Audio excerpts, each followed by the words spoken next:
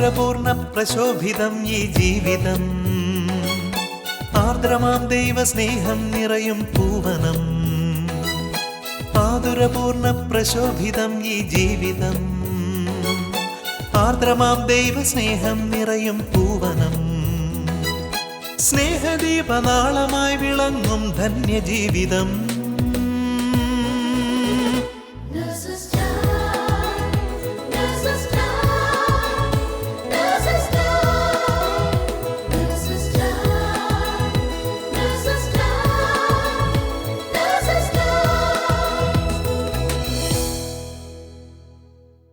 Praise the Lord.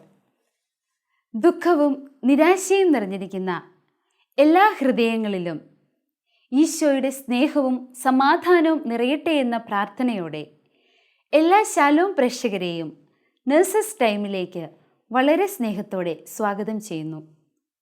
നമ്മുടെ ജീവിതത്തിലെ ഉത്തരം കിട്ടാത്ത പല സാഹചര്യങ്ങളിലും ഒരു തീരുമാനത്തിലെത്താൻ കഴിയാത്ത വിഷമഘട്ടങ്ങളിലും നാം ഈശോയോട് ഹൃദയം നുറുങ്ങി പ്രാർത്ഥിക്കുമ്പോൾ ഈശോ വളരെ വ്യക്തമായി തിരുവചനത്തിലൂടെ നമ്മോട് സംസാരിക്കുന്നത് അനുഭവിച്ചറിഞ്ഞിട്ടുള്ളവരാണ് നമ്മളിൽ ഭൂരിഭാഗം പേരും. സങ്കീർത്തനങ്ങൾ 34 അധ്യായം 18 വാക്യത്തിൽ ഇപ്രകാരം പറയുന്നു: ഹൃദയം നുറുങ്ങിയവർക്ക് കർത്താവ് സമീപസ്ഥനാണ്, മനം ഉരുകിയവരെ അവിടുന്ന് രക്ഷിക്കുന്നു. നമുക്ക് വേണ്ടി ഇന്ന് നഴ്സസ് ടൈമിലൂടെ തിരുവചനം പങ്കുവയ്ക്കാനെത്തുന്നത് ബഹുമാനപ്പെട്ട ബോസ്കോ ഞാളിയത്തച്ഛനാണ്.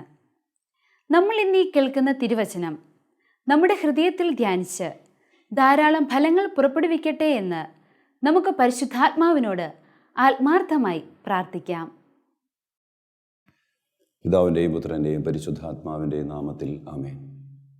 പരിശുദ്ധ പരമദിവ്യകാരുണ്യത്തിന് എന്നേരവും ആരാധനയും സ്തുതിയും പുകഴ്ചയും ഉണ്ടായിരിക്കട്ടെ. ഈശോയെ, അങ്ങേ തിരുസന്നിധിയിലായിരിക്കുന്ന ഈ സ്വർഗീയമായ നിമിഷങ്ങളെ ഓർത്ത് ഞങ്ങൾ അങ്ങേക്ക് നന്ദി പറയുന്നു. അങ്ങയുടെ സ്നേഹത്തിൽ നിറഞ്ഞു നിന്നുകൊണ്ട് അനേകം രോഗികൾക്കായി ശുശ്രൂഷ ചെയ്യുന്ന അവിടുത്തെ പ്രിയ മക്കളെ ഓരോരുത്തരെയും അങ്ങേ തിരുസന്നിധിയിലേക്ക് സമർപ്പിച്ച് പ്രാർത്ഥിക്കുന്നു. കർത്താവെ, അങ്ങയുടെ കൃപയും അങ്ങയുടെ കാരുണ്യവും അങ്ങയുടെ സ്നേഹവും അങ്ങ് നിറച്ച് നൽകി ഈ മക്കളെ പ്രത്യേകം അനുഗ്രഹിക്കണമേ എന്ന് പ്രാർത്ഥിക്കുകയാണ്.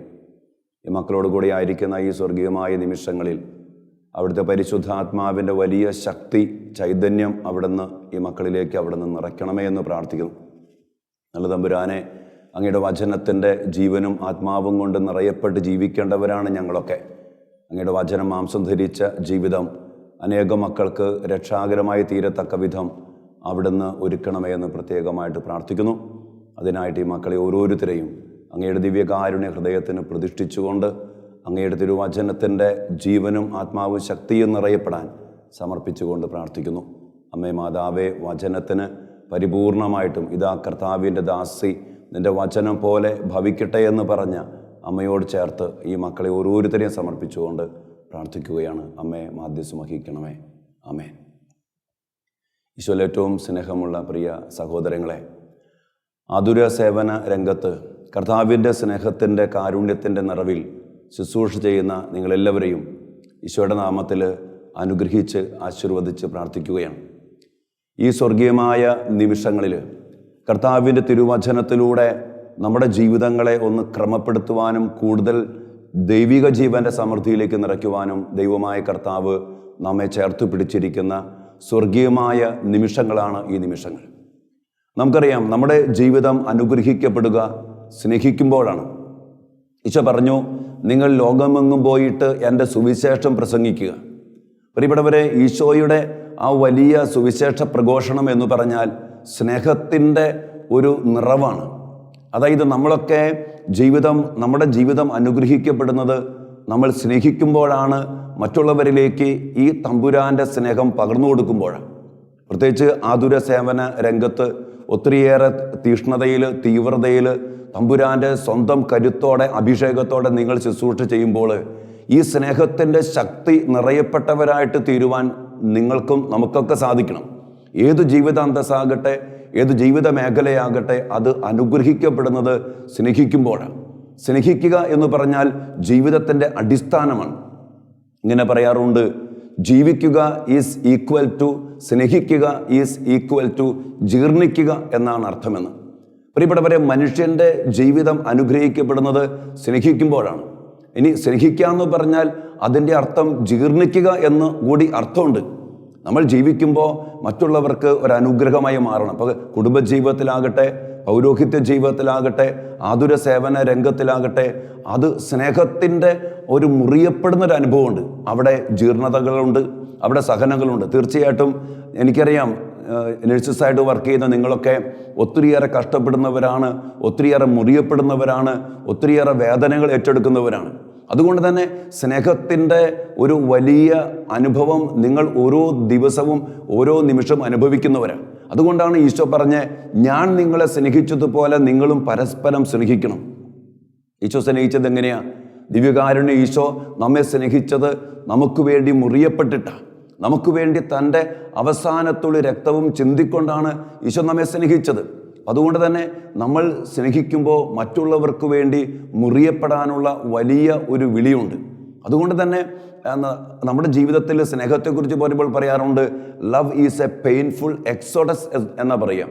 ജീവിതം, സ്നേഹം എന്ന് പറയുന്നത് വേദന നിറഞ്ഞ ഒരു പുറപ്പാടാണ്. അപ്പോൾ നിങ്ങൾ നഴ്സസ് മിനിസ്ട്രിയിലേക്ക് ഇറങ്ങിത്തിരിച്ചിരിക്കുമ്പോൾ അത് ഒരു എന്താ പറയുക, ഒരു വേദനകൾ ഏറ്റെടുക്കാനുള്ള പുറപ്പാടാണ്. മറ്റുള്ളവർക്ക് വേണ്ടി മുറിയപ്പെടാൻ, മറ്റുള്ളവർക്ക് വേണ്ടി നിങ്ങളെ തന്നെ പങ്കുവെച്ചു കൊടുക്കാൻ ഒരു വലിയ വിളിയാണ്. അപ്പോൾ ഈ സ്നേഹത്തിൻ്റെ പൂർണ്ണതയിലേക്ക് ദൈവമായ കർത്താവ് നിങ്ങളെ വിളിച്ചിരിക്കുന്ന ഒരു മഹനീയമായ വിളിയാണ് ഈ വിളി. പ്രത്യേകിച്ച് എനിക്കറിയാം, ഈ രോഗാവസ്ഥയിലൊക്കെ കിടക്കുമ്പോൾ ആ സ്നേഹത്തിൻ്റെ ഒരു സാന്നിധ്യം വളരെയേറെ ശക്തമായിരിക്കണം. അപ്പം എൻ്റെ മനസ്സിലേക്ക് കടന്നു വരിക അപ്പസ്തോല പ്രവർത്തനത്തിൽ 3-ാം അധ്യായത്തിൽ ആ സുന്ദര കവാടത്തിൽ കിടക്കുന്ന ഒരു മുടന്തനായ രോഗിയുണ്ട്. പത്രോസ്ലിഹായും യോഹന്നാസ്ലിഹായും കൂടി പ്രാർത്ഥിക്കാൻ വേണ്ടി 9-ാം മണിക്കൂറിൽ ആ ദേവാലയത്തിലേക്ക് കടന്നു ചെല്ലുമ്പോൾ ഈ മുടന്തൻ എന്തെങ്കിലും കിട്ടും എന്ന് കരുതി അവരുടെ നേരെ കൈനീട്ടുന്നുണ്ട്. ഞാൻ പറയും, നിങ്ങൾ കണ്ടുമുട്ടുന്ന ഓരോ രോഗികളും നിങ്ങളെ കാണുമ്പോൾ നിങ്ങളിൽ നിന്ന് എന്തെങ്കിലും കിട്ടും എന്നൊരു പ്രതീക്ഷയോടുകൂടി നിങ്ങൾ നേരെ കൈ ഉയർത്തുന്നവരാണ്. ഞാൻ ഓർക്കുന്നുണ്ട്, കുറേ നാളുകളായിട്ട് എൻ്റെ കാലിൻ്റെ കുതുകാൽ ഞരമ്പ് പൊട്ടി ഒത്തിരിയേറെ നഴ്സുമാരും ഡോക്ടർമാരും ആശുപത്രിയുമായിട്ടൊക്കെ ചിലവഴിച്ചപ്പോൾ ഒത്തിരിയേറെ ഞാൻ അനുഭവിച്ചു. ചിലപ്പോൾ എനിക്ക് ഭയങ്കര പേടിയുണ്ടായിട്ടുണ്ട്, ഉറക്കമില്ലാത്ത അവസ്ഥയുണ്ടായിട്ടുണ്ട്, ഷുഗർ ഡൗൺ ആയിപ്പോയ അവസ്ഥയുണ്ടായിട്ടുണ്ട്. ഈ സമയത്തൊക്കെ ഹോസ്പിറ്റലുമായിട്ട് ബന്ധപ്പെട്ട് കടന്നു ചെന്നപ്പോൾ അവിടുത്തെ അവരുടെ സ്വീകരണം, അച്ഛക്കാര് ഒരു കുഴപ്പമില്ല, അച്ഛൻ ഭയപ്പെടേണ്ട, ഇതൊക്കെ നിസ്സാരമായ കാര്യമാണ്, മാത്രമല്ല അവരുടെ ഒരു കരസ്പർശനം, അവരുടെ ഒരു സാന്ത്വനം ഞാൻ ഒത്തിരി അനുഭവിച്ചിട്ടുണ്ട്. ഞാൻ പറയും, ഒത്തിരി വേദനിക്കുന്ന, ഒത്തിരിയേറെ അസ്വസ്ഥതപ്പെടുന്ന, ഒത്തിരി ഭയപ്പെടുന്ന മക്കളാണ് രോഗികളൊക്കെ. ഈ രോഗികളായിരിക്കുന്ന മക്കളൊക്കെ നിങ്ങളിൽ നിന്ന് എന്തെങ്കിലും കിട്ടും എന്ന പ്രതീക്ഷയുണ്ട്. അതുകൊണ്ട് തന്നെ ഈ മുടന്തനായ മനുഷ്യൻ ആ സുന്ദര കവാടത്തിൽ പത്രോസ്ലിഹായെയും യോഹന്നാസ്ലിഹായെയും കണ്ടപ്പോൾ എന്തെങ്കിലും കിട്ടുമെന്ന് കരുതിയിട്ട് കൈനീട്ടുന്നുണ്ട്. ആ സമയത്ത് പത്രോസ്ലിഹ പറയുന്നുണ്ട്, സ്വർണമോ വെള്ളിയോ ഞങ്ങളുടെ കയ്യിലില്ല, ഞങ്ങൾക്കുള്ളത് കർത്താവായ യേശുക്രിസ്തുവിൻ്റെ നാമമാണ്. ആ നാമത്തിൽ അവൻ പറഞ്ഞു, നീ എഴുന്നേറ്റ് നടക്കുക. എന്നിട്ട് പത്രോസ്ലിഹ അവൻ്റെ നേരെ വലത്തു കൈ നീട്ടി എന്നാ പറയാം. എൻ്റെ പ്രിയപ്പെട്ടവരെ, നിങ്ങളുടെ കരസ്പർശനം, ഈ വലത്തു കൈ നീട്ടി പിടിക്കാന്നൊക്കെ പറഞ്ഞ ബഹുമാനത്തോടെ സ്നേഹത്തോടെ അവനെ ചേർത്ത് പിടിക്കുന്ന ദൈവകാരുണ്യത്തിൻ്റെ ഒരു വലിയ സ്പർശനമാണ്. എന്നിട്ട് എഴുന്നേറ്റ് നടക്കാൻ പറയാം. ഞാൻ പറയും, ഈ ആതുര സേവന രംഗത്ത് നിങ്ങളായിരിക്കുമ്പോൾ നിങ്ങളുടെ ഏറ്റവും വലിയ ഉത്തരവാദിത്വം നമ്മുടെയൊക്കെ ഉത്തരവാദിത്വം എന്തെന്ന് ചോദിച്ചാൽ, കർത്താവിൻ്റെ സ്നേഹത്തിൻ്റെ ആ ശക്തി യേശുക്രിസ്തുവിൻ്റെ നാമത്തിൽ അനേകം മക്കളിലേക്ക് നിങ്ങളുടെ അഭിഷിക്ത കരങ്ങളിലൂടെ കൈമാറി കൊടുക്കുക എന്നുള്ളതാണ്. ഞാൻ പറയും, മരുന്നിനേക്കാൾ ഉപരി നിങ്ങളുടെ ആ സാന്ത്വനം, നിങ്ങളുടെ ആ ഒരു പ്രോത്സാഹനം, നിങ്ങളുടെ ആ ഒരു സ്പർശനം, അത് അവിടെ ദൈവത്തിൻ്റെ കൃപ നിറഞ്ഞ ആ ശക്തിയിൽ നിന്ന് ആണെങ്കിൽ അവിടെ തന്നെ വലിയൊരു സൗഖ്യമുണ്ട്. ഞാൻ ഓർക്കുക, ഈ സ്നേഹം എന്ന് പറഞ്ഞാൽ എന്താ? സ്നേഹം എന്ന് പറഞ്ഞാൽ അതിന് ഒരു സമവാക്യമുണ്ട്, ദൈവം സ്നേഹം ആകുന്നു, ദൈവമാണ് സ്നേഹം. അപ്പോൾ ആ സ്നേഹമാകുന്ന ദൈവത്തെ കൊടുക്കലാണ് സ്നേഹിക്കൽ. സ്നേഹിക്കുക എന്ന് പറഞ്ഞാൽ ഈശോയെ കൊടുക്കുക എന്നാണ് അർത്ഥം. അപ്പം നിങ്ങൾ സത്യം പറഞ്ഞാൽ സ്നേഹിക്കാൻ വേണ്ടി മാത്രം ഈ ആതുര സേവന രംഗത്ത് ശുശ്രൂഷ ചെയ്യണം എന്ന് ഞാൻ പറയും. കാരണം ഈശോ അങ്ങനെ സ്നേഹിക്കണമെങ്കിൽ ഈശോ നിങ്ങളിൽ നിറയണം. ഈശോയുടെ ചൈതന്യം, ഈശോയുടെ ശക്തി, പിന്നെ ഞാൻ എപ്പോഴും പറയും ഈശോയുടെ മരണത്തിൻ്റെ ശക്തി സ്വന്തമാക്കിയ, ഈശോയുടെ മരണമാണല്ലോ ദൈവസ്നേഹത്തിൻ്റെ പാരമ്യം. ഞാൻ പറയും ആ സ്നേഹം ആവാഹിച്ചെടുക്കുന്ന, ആ ദിവ്യകാരുണ്യത്തിൻ്റെ ശക്തി ആവാഹിച്ചെടുക്കുന്ന ദൈവത്തിൻ്റെ പ്രിയപ്പെട്ട മക്കളായിട്ട് നിങ്ങൾ മാറുമ്പോൾ ഞാൻ പറയും അത് അനേകം മക്കൾക്ക് അനുഗ്രഹത്തിൻ്റെ, അനേകം മക്കൾക്ക് സൗഖ്യത്തിൻ്റെ, അനേകം മക്കൾക്ക് ആശ്വാസത്തിൻ്റെ ഒരു അനുഭവമായിട്ട് മാറും.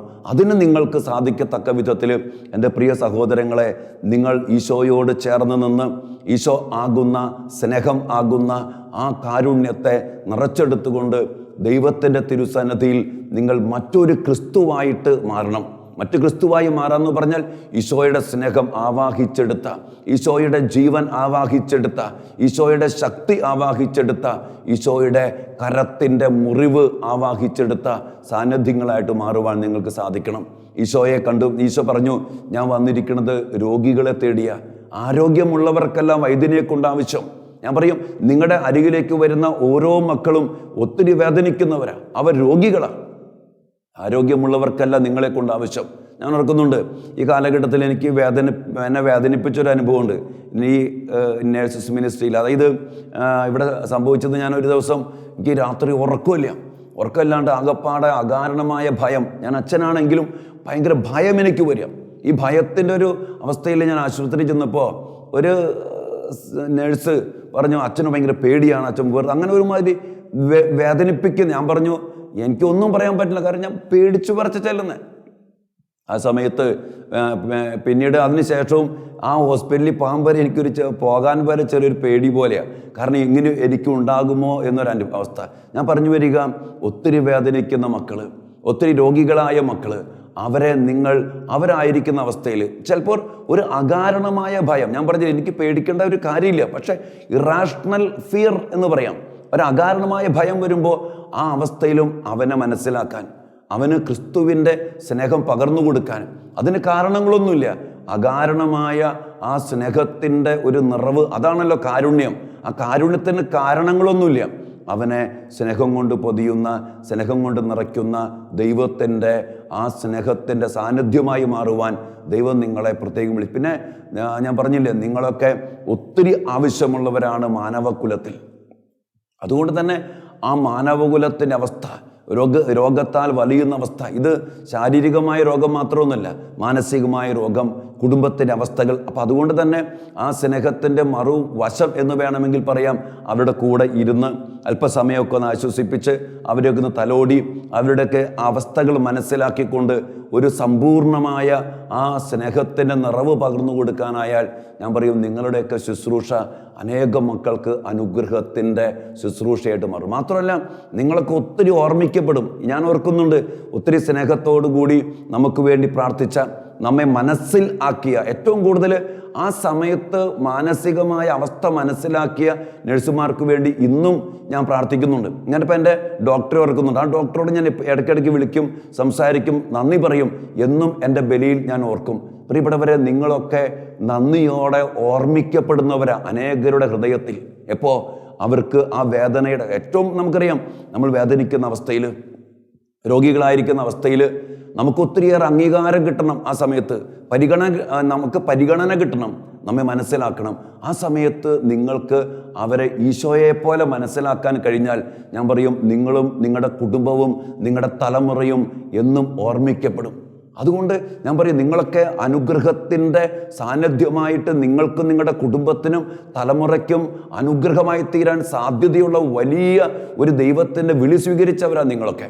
അതുകൊണ്ട് തന്നെ പ്രിയപ്പെട്ടവരെ, ഞാൻ പറഞ്ഞില്ലേ, ഈ കാരുണ്യത്തിൻ്റെ ശക്തി നമ്മൾ ആവാഹിച്ചെടുക്കുമ്പോൾ, തമ്പുരാൻ്റെ സ്നേഹത്തിൻ്റെ ശക്തി ആവാഹിച്ചെടുക്കുമ്പോൾ, ഈ ദിവ്യ കാരുണ്യത്തിൻ്റെ ആ ജീവൻ്റെ സമൃദ്ധി നിങ്ങൾ ആവാഹിച്ചെടുക്കുമ്പോൾ നിങ്ങളുടെ സാന്നിധ്യം സൗഖ്യത്തിൻ്റെ സാന്നിധ്യമായി മാറും.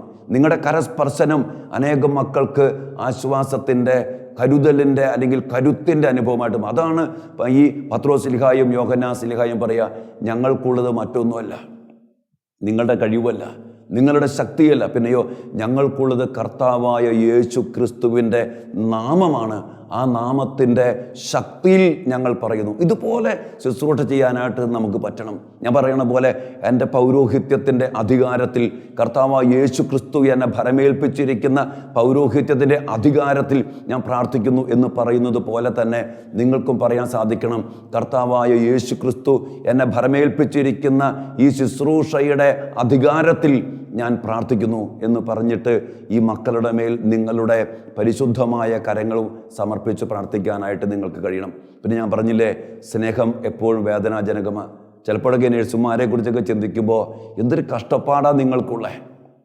ഒത്തിരി വേദനകൾ, ആശുപത്രിയിലെ സ്ട്രെസ്സ്, പിന്നെ വീട്ടിലെ സ്ട്രെസ്സ്, മക്കളെക്കുറിച്ചുള്ള ഒത്തിരി ഉത്കണ്ഠകൾ, ഒത്തിരി വേദനിക്കുന്നവരാണ് നിങ്ങളൊക്കെ. അതുകൊണ്ട് തന്നെ ഞാൻ പറയും, നിങ്ങളുടെ ഈ വേദനകളെ കർത്താവിൻ്റെ കുരിശിലെ ബലിയോട് ചേർത്ത് വെച്ച്, കർത്താവിൻ്റെ കുരിശിലെ മരണത്തോട് ചേർത്ത് വെച്ച്, ഈ ദിവ്യകാരുണ്യത്തോട് ചേർത്ത് വെച്ച്, ഞാൻ എപ്പോഴും പറയും, ഈ ദിവ്യകാരുണ്യത്തിൻ്റെ സന്നദ്ധിയിൽ വന്നിരുന്ന് നമ്മുടെ വേദനകൾ, നമ്മുടെ ദുഃഖങ്ങൾ, നമ്മുടെ സഹനങ്ങൾ അല്പസമയം സമർപ്പിക്കുമ്പോൾ അത് വലിയ കൃപയായിട്ട് മാറും. തീർച്ചയായിട്ടും നിങ്ങൾക്ക് രാവും പകലുമില്ലാതെ ഡ്യൂട്ടി, നിങ്ങളൊക്കെ ഓർക്കുമ്പോൾ ഒത്തിരി ചിലപ്പോഴൊക്കെ വേദന തോന്നിയിട്ടുണ്ട്. രാവും പകലുമില്ലാതെ എപ്പോൾ വിളിച്ചാലും ഓടിയെത്തത്തക്ക വിധം അതുപോലെ വിജിലൻ്റ് ആയിട്ടിരിക്കുന്ന സ്നേഹത്തിൻ്റെ സാന്നിധ്യങ്ങളാണ് നിങ്ങളൊക്കെ. അതുകൊണ്ട് തന്നെ നിങ്ങൾ ഒത്തിരി കഷ്ടപ്പെടുന്നുണ്ട്. പിന്നെ ഇനി നൈറ്റ് ഡ്യൂട്ടി കഴിഞ്ഞാൽ വീട്ടിൽ വന്നാൽ പിന്നെ വീട്ടിൽ ഒത്തിരി ഉത്തരവാദിത്വങ്ങൾ, അതുകൊണ്ടൊക്കെ തന്നെ നിങ്ങൾ കഷ്ടപ്പെടുന്നവരാ. ഈ കഷ്ടപ്പെടുന്ന ഈ പെയിൻഫുൾ എക്സോഡസ്, ഈ പുറപ്പാട് എപ്പോഴും തമ്പുരാൻ്റെ കൂടെയാണെങ്കിൽ ഞാൻ പറയും, നിങ്ങൾക്ക് ദൈവത്തിൻ്റെ സംരക്ഷണം ഉണ്ടാവും, ദൈവത്തിൻ്റെ സാന്നിധ്യം ഉണ്ടാവും, ദൈവത്തിൻ്റെ ശക്തി ഉണ്ടാകും. അതുകൊണ്ട് ദൈവകൃപ നിറഞ്ഞ, ദൈവിക ചൈതന്യമുള്ള, ദൈവത്തിൻ്റെ സാന്നിധ്യമുള്ള, ദൈവത്തിൻ്റെ അഭിഷേകമുള്ള ഒരു നേഴ്സ് ആയി മാറുക എന്ന് പറഞ്ഞാൽ ഞാൻ പറയും, അതിൽ പരം ഭാഗ്യമുള്ള ഒരു ജീവിതമില്ല. ഞങ്ങളെക്കാൾ ഉപരി, ഒരച്ഛനേക്കാൾ ഉപരി ഞാൻ പറയും, ഒരു ശുശ്രൂഷ മേഖലയിൽ അതുപോലെ ദൈവത്തിൻ്റെ കയ്യൊപ്പുള്ള മക്കളായിട്ട് വിളിക്കാൻ ദൈവം നിങ്ങളെ വിളിച്ചിരിക്കാം. അതുകൊണ്ട് തന്നെ ആ വിളിയുടെ മഹത്വം മനസ്സിലാക്കി, ആ വിളിയുടെ ശക്തി മനസ്സിലാക്കി, അതിൻ്റെ ഉത്തരവാദിത്വം മനസ്സിലാക്കി അനേകം മക്കൾക്ക് അനുഗ്രഹത്തിൻ്റെ സാന്നിധ്യമായിട്ട് തീരുവാൻ ദൈവമായ കർത്താവ് നിങ്ങളെ വിളിച്ചിരിക്കാം. അതുകൊണ്ട് എൻ്റെ പ്രിയപ്പെട്ട സഹോദരങ്ങളെ, കർത്താവിൻ്റെ ശക്തിയാണ് നിങ്ങളെ മുമ്പോട്ട് നയിക്കേണ്ടത്. കർത്താവിൻ്റെ ജീവൻ്റെ സമൃദ്ധിയാണ് നിങ്ങൾക്ക് ആവശ്യമായിട്ടുള്ളത്. പിന്നെ നിങ്ങൾക്ക് വേറൊരു കാര്യം എപ്പോഴും ഓർക്കുക, ജീവിതത്തിൽ വേദനകൾ ഉണ്ടാകും. അത് ഏത് ജീവിതാന്തസ്സിലാണെങ്കിലും ഉണ്ടാവും. ഞാൻ കഴിഞ്ഞ ദിവസം വായിച്ചൊരു പുസ്തകത്തിൻ്റെ പേര് ഇതാണ്, ദ റോഡ് ലെസ് ട്രാവൽഡ്. ഏറ്റവും കുറച്ച് മാത്രം സഞ്ചരിച്ച ഒരു റോഡ്, അത് ഒരു സഹനത്തിൻ്റെ റോഡാണ്. അവിടെ ആദ്യം പറയുന്ന സെന്റൻസിന് ഇതാണ്, ലൈഫ് ഈസ് ഡിഫിക്കൽട്ട്. ജീവിതം വിഷമകരമാണ്. ഈ വിഷമകരമായ ഈ ജീവിതത്തിൽ നമ്മൾക്ക് ദൈവം വിളിച്ചിരിക്കുന്നത് അനേകം മക്കൾക്ക് അനുഗ്രഹമായി തീരാനാണെങ്കിൽ അവിടെ വേദനയുണ്ട്. അപ്പോൾ നമ്മൾ ഇടയ്ക്കൊക്കെ ഈ ദിവ്യകാരുണ്യ സന്നദ്ധിയിൽ തമ്പുരാൻ്റെ കാരുണ്യത്തിൻ്റെ ആഴം മനസ്സിലാക്കിക്കൊണ്ട് അവിടത്തോട് ചേർന്നിരിക്കുവാൻ നമുക്കായാൽ ഞാൻ പറയും, ആ ദിവ്യകാരുണ്യത്തിന് ശക്തി നമ്മുടെ ആതുര സേവന രംഗത്ത് സൗഖ്യമായിട്ട് മാറും. ഈ ദിവ്യകാരൻ്റെ മുമ്പിൽ നമ്മൾ കടന്നു വരുമ്പോൾ ഇവിടെ നമുക്ക് സൗഖ്യമുണ്ട്, സമാധാനമുണ്ട്, സന്തോഷമുണ്ട്, എല്ലാമുണ്ട് ഇവിടെ. അത് അനുഭവിക്കുമ്പോൾ ഞാൻ പറയും, നമ്മളും ദിവ്യകാരുണ്യത്തിൻ്റെ സാന്നിധ്യമായിട്ട് മാറും. ഇതാണ് നമ്മുടെ വിളി, നിങ്ങളുടെ വിളി പ്രത്യേകിച്ചും. അതുകൊണ്ട് എൻ്റെ പ്രിയ സഹോദരങ്ങളെ, നിങ്ങൾ ഇടപെടുന്ന മക്കളുടെ അരികിൽ ദൈവകാരുണ്യത്തിന് സാന്നിധ്യമായിട്ട് തീരുവാൻ, സ്നേഹത്തിൻ്റെ മുറിയപ്പെടുന്ന സാന്നിധ്യമായിട്ട് മാറുവാൻ, ആശ്വാസത്തിൻ്റെ വലിയ അനുഭവമായിട്ട് മാറുവാൻ, കർത്താവായ യേശു ക്രിസ്തുവിൻ്റെ നാമത്തിൻ്റെ ശക്തിയിൽ എഴുന്നേറ്റ് നടക്കുക എന്ന് പറയുന്ന ദൈവത്തിൻ്റെ സ്വന്തം മക്കളായി തീരുവാൻ ദൈവം നിങ്ങളെ അനുഗ്രഹിക്കട്ടെ എന്ന് പ്രാർത്ഥിക്കുകയാണ്. നമുക്കതിനു വേണ്ടി പ്രാർത്ഥിക്കാം. പ്രത്യേകിച്ച് നിങ്ങളെല്ലാവരെയും പ്രത്യേകം സമർപ്പിച്ചുകൊണ്ട് ഈ നിമിഷം ഞാൻ പ്രാർത്ഥിക്കുന്നു. കർത്താവായ ദൈവമേ, അങ്ങേ തിരുസന്നിധിയിലായിരിക്കുന്ന, അവിടുന്ന് വിളിച്ച് അവിടുന്ന് അഭിഷേകം ചെയ്ത എല്ലാ ആതുര സേവന രംഗത്തിലെ എല്ലാ നേഴ്സസിനെയും പ്രത്യേകം സമർപ്പിച്ച് പ്രാർത്ഥിക്കുകയാണ്. ഈ മക്കളുടെ വേദനകളിൽ, ഇവരുടെ ശുശ്രൂഷകളിൽ, ഇവരുടെ ഓരോ അവസ്ഥകളിലും കർത്താവെ, അവിടുത്തെ വലിയ ശക്തി അവിടുന്ന് പ്രകടമാക്കണം. അങ്ങയെ കൂടാതെ ഞങ്ങൾക്ക് യാതൊന്നും ചെയ്യുക സാധ്യമല്ല. അങ്ങ് ഞങ്ങളുടെ കൂടെ ഉണ്ടായിരിക്കണം. പ്രത്യേകിച്ച് ഈ മക്കളെ ഓരോരുത്തരെയും സമർപ്പിച്ച് പ്രാർത്ഥിക്കുമ്പോൾ അവിടുത്തെ വലിയ സംരക്ഷണം ഇവരോടുകൂടെ ഉണ്ടായിരിക്കട്ടെ. യാതൊരു അപകടത്തിനോ പൈശാചികമായ ഒരു അസ്വസ്ഥതകൾക്കോ ഈ മക്കളെ ആരെയും തടസ്സപ്പെടുത്തുവാൻ ഇടയാകാതിരിക്കട്ടെ. ഇവർ ദൈവികമായ സംരക്ഷണത്തിൽ, ദൈവകൃപയിൽ, ദൈവിക ജീവന സമൃദ്ധിയിൽ വളരട്ടെ. ഇവരുടെ ശുശ്രൂഷ അനേകം മക്കൾക്ക് സൗഖ്യം നൽകട്ടെ. ഇവർ അനേകം മക്കളുടെ ഹൃദയങ്ങളിൽ ഓർമ്മിക്കപ്പെടുന്ന, ജീവിക്കുന്ന സാന്നിധ്യങ്ങളായി മാറട്ടെ. അത് ഇവർക്കും ഇവരുടെ കുടുംബത്തിനും തലമുറയ്ക്കും അനുഗ്രഹമായിട്ട് മാറട്ടെ.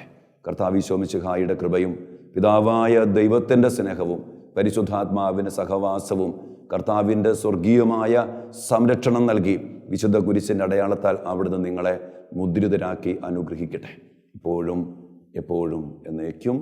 ആമേൻ. ഈശോയുടെ നാമത്തിൽ എല്ലാവർക്കും എല്ലാവിധ പ്രാർത്ഥനകളും ആശംസകളും നേരുന്നു. ദൈവം നിങ്ങളെല്ലാവരെയും അനുഗ്രഹിക്കട്ടെ.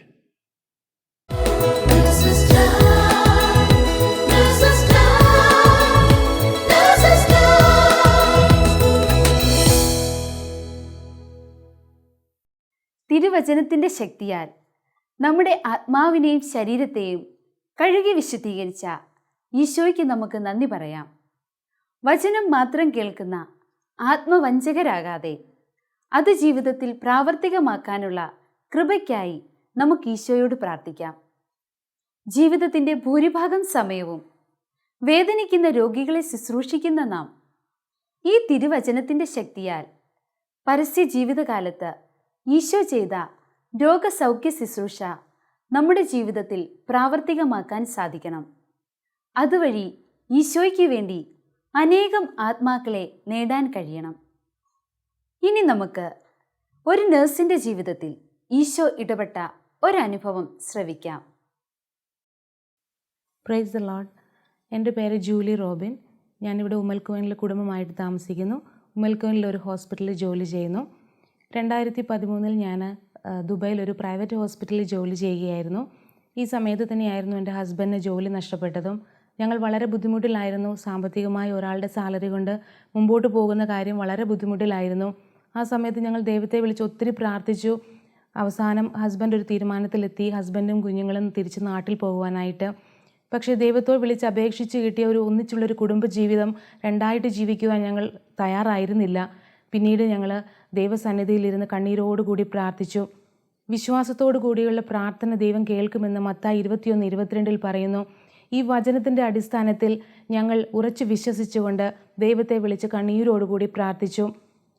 ഈ സമയത്ത് നോയമ്പിൻ്റെ സമയമായിരുന്നു. ഈ സമയത്ത് കുരിശിൻ്റെ വഴിയോടുകൂടി വിശ്വാസ സത്യം പ്രഖ്യാപിച്ചുകൊണ്ട് 33 വിശ്വാസ പ്രമാണം ഉറച്ചു പ്രാർത്ഥിച്ചുകൊണ്ട് ഞങ്ങളുടെ ഈ ദൈവനിയോഗം സമർപ്പിച്ചുകൊണ്ട് ഞങ്ങൾ പ്രാർത്ഥിച്ചു.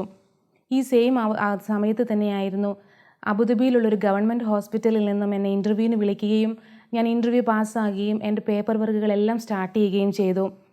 പക്ഷേ പുതിയ ഹോസ്പിറ്റലിൽ നിന്ന് പറഞ്ഞത് പേപ്പർ വർക്ക് കംപ്ലീറ്റ് ആകാതെ റെസിഗ്നേഷൻ കൊടുക്കരുത് എന്നായിരുന്നു. എന്നാൽ എനിക്ക് റെഫറൻസ് ലെറ്ററും മറ്റ് കാര്യങ്ങളെല്ലാം പഴയ ഹോസ്പിറ്റലിൽ നിന്ന് തരാൻ അവർ വിസമ്മതിച്ചു. റിസൈൻ ചെയ്തെങ്കിൽ മാത്രമേ എനിക്ക് പേപ്പേഴ്സ് കിട്ടുകയുള്ളൂ എന്ന് പറഞ്ഞു. ഇതേ തുടർന്ന് ഞങ്ങൾ വളരെ ദുഃഖിതരായി. എന്ത് ചെയ്യണമെന്നറിയാതെ ഞങ്ങൾ വിഷമിച്ചു. റിസൈൻ ചെയ്താൽ അവിടെയും ഇവിടെയും ജോലി ഇല്ലാതാകുമോ എന്നുള്ളൊരു അവസ്ഥയിലായി. എന്തായാലും ഹസ്ബൻഡ് എന്നെ ഒത്തിരി സമാധാനിപ്പിച്ചു. ദൈവത്തിൻ്റെ ഒരു പദ്ധതി ആയിരിക്കാം ഇതെന്ന്, ഇതിന് നല്ലതും ദൈവം നമുക്ക് വെച്ചിട്ടുണ്ടായിരിക്കുമെന്ന് എന്നോട് പറഞ്ഞു. എങ്കിലും ദൈവത്തോട് മനസ്സിൽ പോലും ഞാൻ ചോദിച്ചു, തമ്പുരാനെ നീ തന്നിട്ട് തിരിച്ചെടുക്കുകയാണോ എന്ന് പോലും. എങ്കിലും കണ്ണീരോടുകൂടി ഞങ്ങൾ പ്രാർത്ഥന നിർത്തിയില്ല. തുടർന്ന് ഞങ്ങൾ വീണ്ടും പ്രാർത്ഥിച്ചുകൊണ്ടിരുന്നു.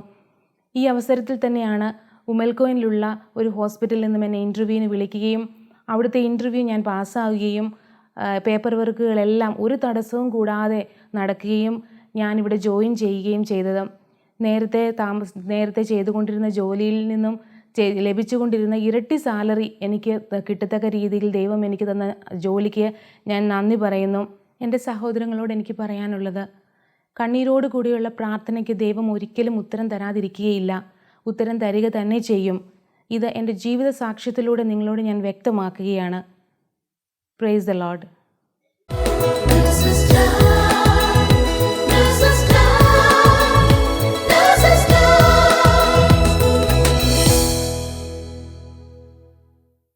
ഇവരുടെ ജീവിതത്തിൽ ഈശോ ചൊരിഞ്ഞ അനുഗ്രഹങ്ങളെ പ്രതി നമുക്ക് ഈശോയ്ക്ക് നന്ദി പറയാം.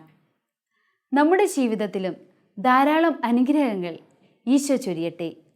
അതിനായി ലോകമെമ്പാടുമുള്ള എല്ലാ നഴ്സുമാരെയും അവരുടെ കുടുംബാംഗങ്ങളെയും പരിശുദ്ധ അമ്മയുടെ വിമല ഹൃദയം വഴിയായി ഈശോയ്ക്ക് സമർപ്പിച്ച് നമുക്ക് പ്രാർത്ഥിക്കാം. ഓരോ നഴ്സും ഒരു വിശുദ്ധനായിത്തീരട്ടെ, ഒരു വിശുദ്ധയായിത്തീരട്ടെ.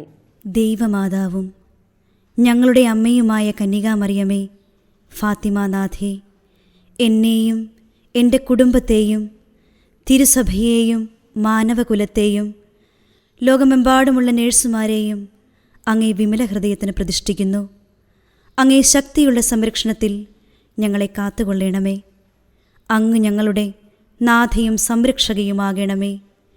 ആത്മീയവും ശാരീരികവുമായ സകല അപകടങ്ങളിലും ക്ലേശങ്ങളിലും നിന്ന് ഞങ്ങളെ രക്ഷിച്ചുകൊള്ളണമേ.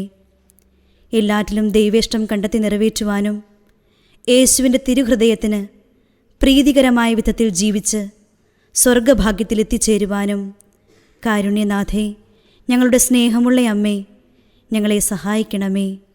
ആമേൻ.